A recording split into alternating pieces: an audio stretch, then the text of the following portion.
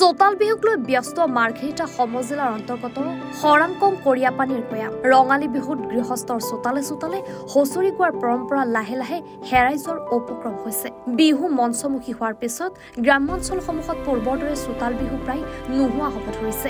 মাৰ্ঘেৰিটা সমজিলাৰ অন্তৰ্গত লেখাপানী হৰাংকং কৰিয়াপানী গয়া ৰাইজে চোতাল বিহুৰ পৰম্পৰা বৰ্তাই ৰাখি নতুন প্ৰজন্মক উৎসাহিত কৰাৰ চেষ্টা কৰা পৰিলক্ষিত হৈছে। গাঁওখনৰ ডেকা গাভৰু সকলোৱে মিলি প্ৰতি ঘৰৰ চোতালে চোতালে হুঁচৰি গাই সম্প্ৰীতি আৰু সম্বন্ধৰ বাৰ্তা দিয়াৰ লগতে চোতাল বিহুৰ পৰম্পৰা ৰক্ষা কৰাত নৱপ্ৰজন্মক উৎসাহিত কৰিছে। সকলোৱে জাতীয় সাজপাৰ পৰিধান কৰি বিহুত অংশগ্ৰহণ কৰাটো উল্লেখনীয় দিশ। গাঁৱৰ অগ্ৰজসকলে এই হুঁচৰিৰ পৰম্পৰা নতুন প্ৰজন্মক আগত লৈ কৰি আহিছে, যাতে অনাগত দিনত নৱপ্ৰজন্মই এই পৰম্পৰা ধৰি ৰাখিব পাৰে। অসমবাসী ৰাইজলৈ বিহু ওলগ জনাই এভাকি যোজনাৰে আৰম্ভ কৰিব লৈছো। ওই দিশত গুমে গুমাই কোম্পানী জাহাজখন, ওই ঢেকি গুমে গুমাই হালত, এউজনী নামনিত ঢোলে গুমে গুমাই ঐ বিহুলৈ পৰিলে মনত। আমি হৰাংকং কৰিয়াপানী নামঘৰত 108 ঘৰ জ্ঞাতি, এই 108 ঘৰ জ্ঞাতি আমি একেলগে প্ৰতি বছৰেই চোতাল বিহু গাই যি বিহুৰ পৰম্পৰা, এই পৰম্পৰা ৰখাত চেষ্টা কৰি আছো। আজিকালি হুঁচৰি গাঁৱত প্ৰায় নাইকিয়া হৈছে, হুঁচৰি চহৰমুখী হৈছে। হুঁচৰি বুলি ক'বলৈ গ'লে আজি গাঁৱৰ প্ৰায় প্ৰতিখন গাঁৱতেই গৃহস্থৰ ঘৰত পদধূলা নপৰে। অতীততে হুঁচৰি গাই যিসকলে গৃহস্থৰ ঘৰত আশীৰ্বাদ দিছিলে, আজি সেই হুঁচৰি গৈ চহৰমুখী হৈ মাত্ৰ মঞ্চত প্ৰতিযোগিতাত কেইটকা পইচাৰ লোভতহে হুঁচৰি জীয়াই ৰাখিবলৈ চেষ্টা কৰিছে।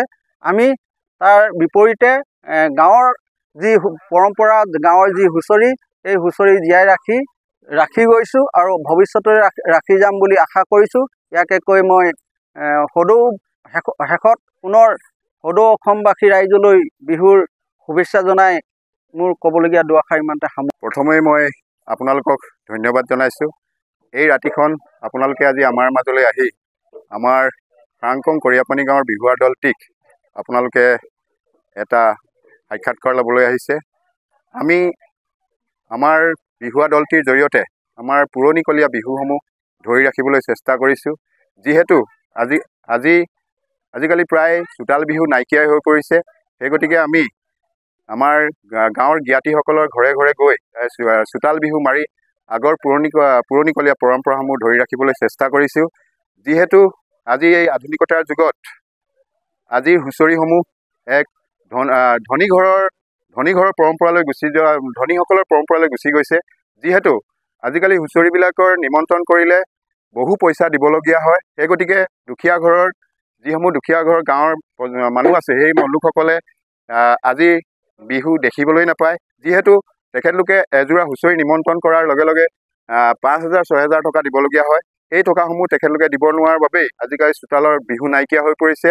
সেই গতিকে আমি সেই পৰম্পৰাটোক যাতে বছৰেকৰ বিহুটিত প্ৰত্যেকৰ ঘৰতে পদধূলা পৰিব লাগে, সেই গতিকে আমি সকলোৱে গাঁৱৰ বুঢ়া মেথা জীয়ৰী সকলোৱে লগ লাগি আজি আমি গাঁৱৰ ঘৰে ঘৰে আমি হুঁচৰি মাৰিছোঁ আৰু এই পৰম্পৰা আমি ধৰি ৰাখিবলৈ চেষ্টা কৰিছোঁ। কিয়নো ভৱিষ্যত প্ৰজন্মকো আমি আমাৰ যি পুৰণিকলীয়া বিহুৰ ৰীতি নীতি, সেই বিহুৰ ৰীতি নীতি দেখুৱাই যাব লাগিব। সেই গতিকে আমি সকলোৱে লগ লাগি আজি আমাৰ গাঁৱৰ জ্ঞাতিৰ ঘৰে ঘৰে হুঁচৰি মাৰিছোঁ।